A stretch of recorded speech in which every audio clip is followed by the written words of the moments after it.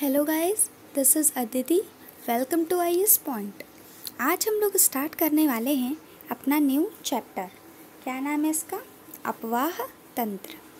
ठीक है, अपवाह तंत्र मतलब क्या होता है? जैसे कि आप सभी जानते हैं, अपवाह तंत्र मतलब होता है ड्रेनेज सिस्टम होता है। ड्रेनेज सिस्टम मतलब एक तरह से रिवर्स का सिस्टम, यानी कि नदियों का एक सिस्टम होता है। तो चलिए कुछ पॉइंट्स हम बोलते हैं, आप उन्हें लिखिए और लास्ट में क्वेश्चन सेशन भी हम करेंगे, जिसमें देखेंगे कि हमने इस चैप्टर में कितने इम्पोर्टेंट क्वेश्चंस हैं और एग्ज़ाम की दृष्टि से क्या क्या आए हैं और आप उसे याद करेंगे। ठीक है, तो पहला है कि आपने वर्षा ऋतु में बहती नदियाँ आदि देखी होंगी जो जलों को बहाकर ले जाती हैं। वहाँ बाढ़ आना एक सामान्य परिघटना है जहाँ पर ढेर सारी नदियाँ हों। ठीक है, निश्चित वाहिकाओं के माध्यम से हो रहे जल प्रवाह को ही अपवाह कहते हैं। आप ऐसे लिख सकते हैं एक पॉइंट में कि निश्चित वाहिकाओं के माध्यम से हो रहे जल प्रवाह को ही अपवाह कहते हैं। या फिर आप ऐसे भी लिख सकते हैं कि किसी नदी तथा उसकी सहायक धाराओं द्वारा निर्माण जल प्रवाह की विशेष व्यवस्था होती है। यह एक तरह का जल तंत्र है, यानी कि एक तरह से नदियों का नेटवर्क भी आप कह सकते हैं।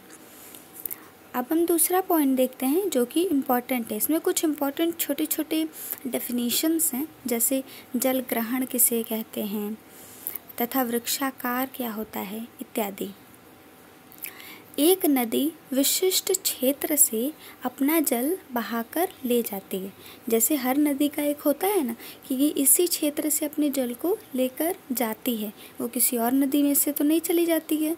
उसी तरीके से उस विशिष्ट क्षेत्र को ही जल ग्रहण यानी कि कैचमेंट क्षेत्र कहते हैं। दूसरा देखेंगे, क्षेत्र को अपवाह द्रोणी कहते हैं। कौन से क्षेत्र को कहते हैं? एक नदी एवं उसकी सहायक नदियों द्वारा अपवाहित, मतलब मान लीजिए कोई एक नदी है और उसकी कई सारी सहायक नदियां हैं और ये मिल के एक सिस्टम बनाती हैं, तो उन्हें अपवाह द्रोणी कहते हैं। एक अपवाह द्रोणी को दूसरी अपवाह द्रोणी से अलग करने वाली जो सीमा होती है, एक देश को किसी देश से अलग करना हो तो हमें एक बॉर्डर बनाना होता है ना। ऐसा घर में अगर दो बच्चे हैं बहुत शोर कर रहे हैं तो उन्हें अलग करने के लिए हम क्या करते हैं, एक को एक रूम में रख दिया, दूसरे को दूसरे रूम में रख दिए, तो उनके बीच की वो दीवार है ना, दोनों रूम के बीच की, जो उनके लिए बॉर्डर का काम करती है और वो अलग अलग रहते हैं और थोड़ा सा शांत रहते हैं। इसी तरीके से एक अपवाह द्रोणी को दूसरी अपवाह द्रोणी से अलग करने के लिए जो सीमा बनाई जाती है उसे जल विभाजक या जल संभर यानी कि वाटरशेड कहते हैं। बड़ी नदियों के जल ग्रहण क्षेत्र को नदी द्रोणी कहते हैं, जबकि छोटी नदियों व नालों द्वारा अपवाहित क्षेत्र को जल संभर कहा जाता है। समझ आ गया? देखिए, इसमें अगर आपसे ये पूछे, मतलब कहते हैं ना अंतर पूछे कि नदी द्रोणी और जल संभर में अंतर बताइए, तो दो अंतर हैं। पहला आप लिखेंगे ऐसे कि बड़ी नदियों के जल ग्रहण क्षेत्र को नदी द्रोणी, जबकि छोटी नदी व नालों द्वारा अपवाहित क्षेत्र को जल सांभर कहते हैं। नदी द्रोणी का जो आकार है वो बड़ा होता है और जल संभर का जो आकार है वो छोटा होता है। तो ये आपने लिख लिया दो पॉइंट। अब हम देखते हैं कि भारतीय अपवाह जो तंत्र है उसे यूँ तो कई सारे पार्ट्स में डिवाइड किया गया है, तो मैं आपको वो पार्ट सिर्फ बता देती हूँ क्योंकि इम्पॉर्टेंट पार्ट जो हैं वो केवल 4 ही हैं। तो देखिए, पैटर्न यानी कि ज्यामिति व्यास के आधार पर इन्हें प्रतिरूप जो हैं इन्हें कई सारे भागों में बांटा गया है। जैसे देखते हैं, द्रुमाकृतिक प्रतिरूप, दूसरा है आयताकार प्रतिरूप, तीसरा है जालीदार प्रतिरूप, चौथा आता है वलयाकार प्रतिरूप, पांचवा है कंटकीय प्रतिरूप, छठवां है अपकेंद्रीय प्रतिरूप, सातवां है अभिकेंद्रीय प्रतिरूप, आठवां है समांतर प्रतिरूप, नौवां है अनिश्चित प्रतिरूप, 10वां क्या है भूमिगत प्रतिरूप। अच्छा सुनिए, ये 10 आप मत लिखिएगा क्योंकि ये उतने इम्पॉर्टेंट नहीं होते हैं। इनमें से इम्पॉर्टेंट केवल 4 हैं जिन्हें मैं अभी आपको समझाऊंगी, तो आप उन्हें लिखिएगा।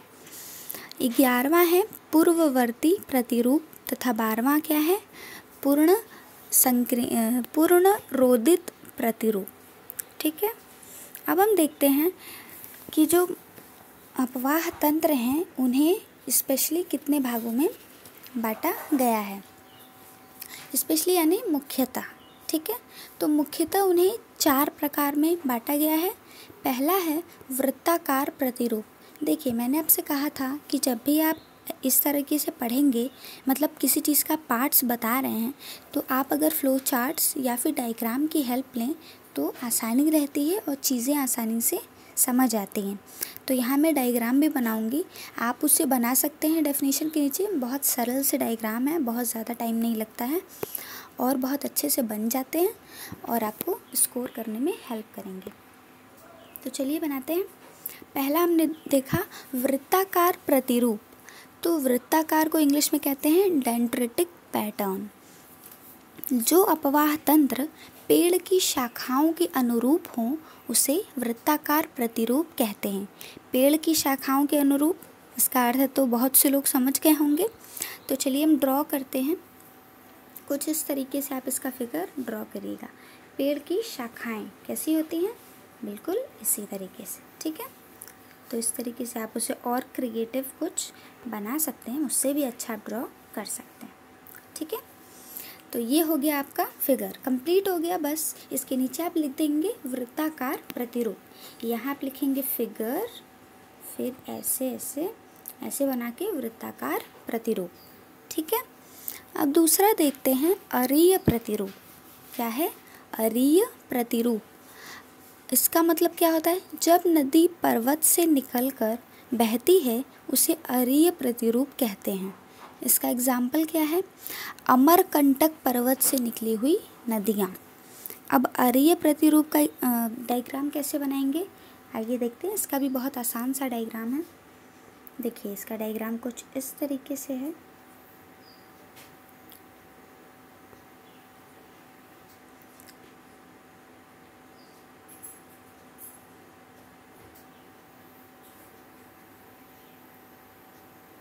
हाँ, ये फ्लावर जैसा लग रहा है पर फ्लावर नहीं बना दीजिएगा। ठीक है, ये हो गया।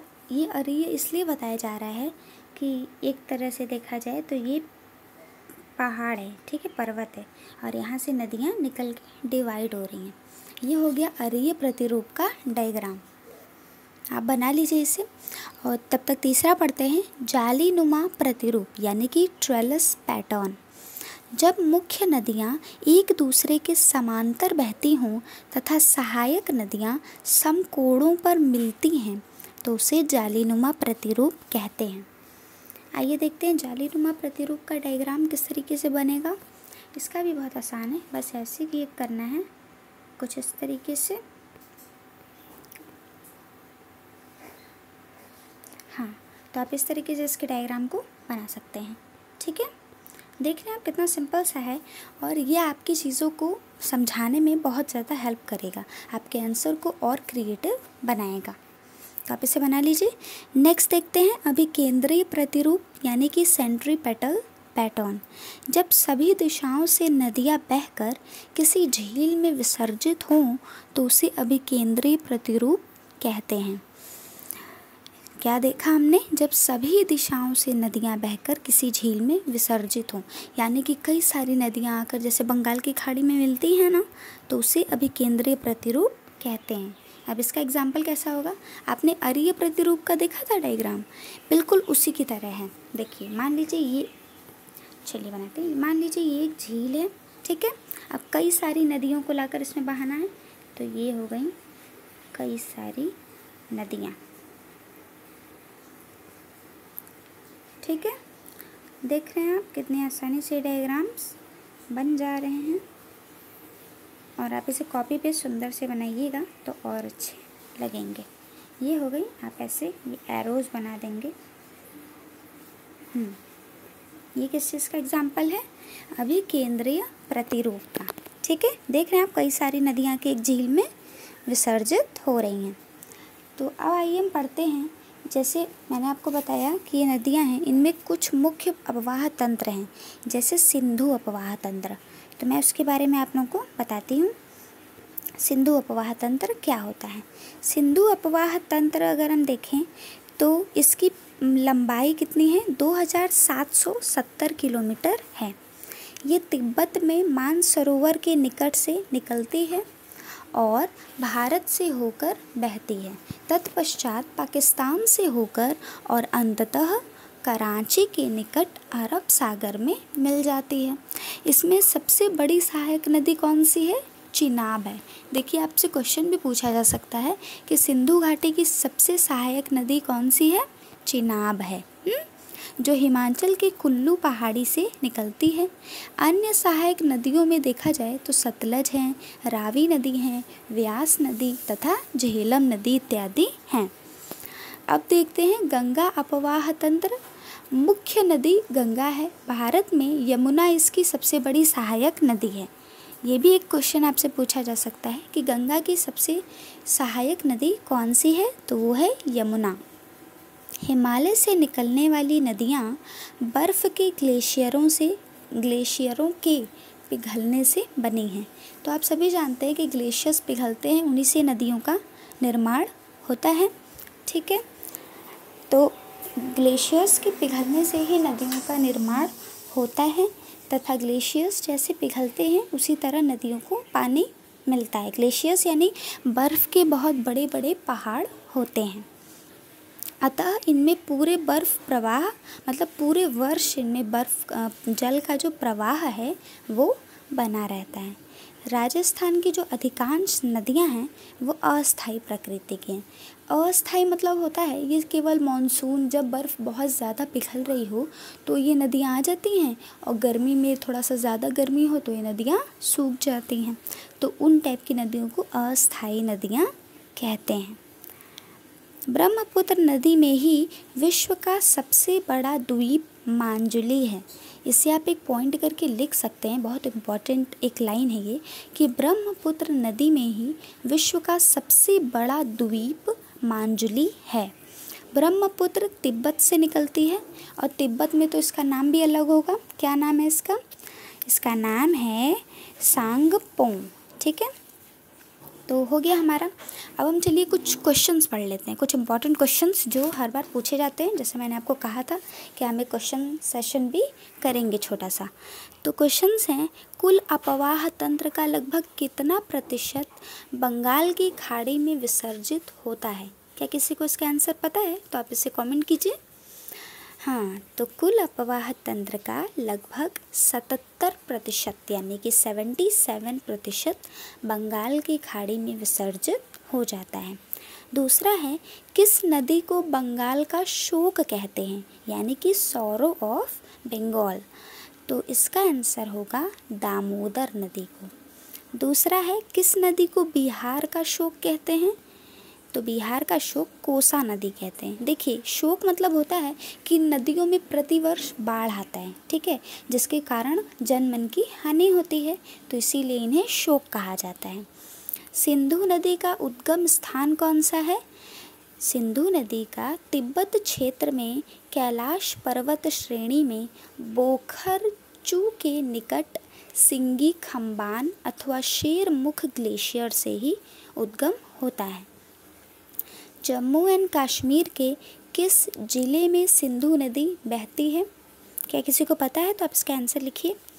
जम्मू एंड कश्मीर के लेह जिले में सिंधु नदी बहती है। ठीक है, नेक्स्ट क्वेश्चन है, झेलम नदी का उद्गम स्थान कहाँ है? तो झेलम नदी का उद्गम स्थान वैरीनाग झरना है। सिंधु नदी का सबसे बड़ी सहायक नदी कौन सी है? मैंने अभी आप लोगों को पढ़ाया था, सिंधु नदी की सबसे बड़ी सहायक नदी है चिनाब नदी। व्यास नदी का उद्गम स्थान कौन सा है? तो व्यास नदी का उद्गम स्थान रोहतांग दर्रे के निकट व्यास कुंड है, जो समुद्र तल से लगभग 4000 मीटर की ऊंचाई पर है। तो चलिए अब ये सेशन हम यहीं पे स्टॉप करते हैं, कल फिर हम आगे से कंटिन्यू करेंगे। अगर आपको कोई और भी क्वेश्चन पूछना हो तो आप उसे कमेंट में लिख सकते हैं और आपको जवाब दे देंगे हम नेक्स्ट सेशन में। तो अगर आपको वीडियो पसंद आई हो तो इसे लाइक कीजिए और हमारे चैनल को सब्सक्राइब कीजिए और ऐसे ही पढ़ते रहिए और नोट्स बनाते रहिए। ठीक है, थैंक यू।